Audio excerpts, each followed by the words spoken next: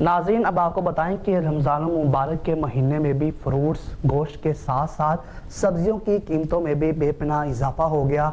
सब्जियों की कीमतें आसमानों से बातें करने लगी। इसी हवाले से मज़ीद बता रहे हैं चूड़ियाँ से हमारे नुमाइंदे इरफान अशरफ, आगाह कीजिएगा। बिल्कुल महंगाई इतनी हो चुकी है कि आम आदमी के इंसान से हर पहुँच से दूर हो चुकी है। हमारे साथ इस वक्त मौजूद हैं कुछ लोग जो सब्ज़ मंडी पे मौजूद हैं, उनसे जानते हैं कि उनका इस हवाले से क्या कहना है।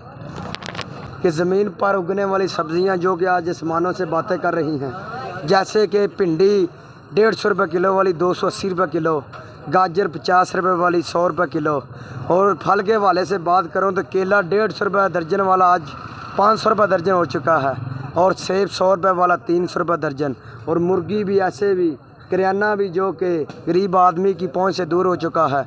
लिहाजा हमारी हुकूमत पंजाब से अपील है कि वो इस बात का नोटिस ले और गरीब आदमी को जल्द से जल्द रिलीफ दे। जी, जैसा कि आपने शहरी की बात सुनी, उनका कहना है कि हर चीज़ की इतनी कीमत बढ़ चुकी है कि गरीब तबके के लोगों के लिए बहुत जाना बहुत मुश्किल हो चुका है, जबकि फ्रूट और सब्जियों के साथ साथ हर चीज़ की कीमत बढ़ चुकी है। जी।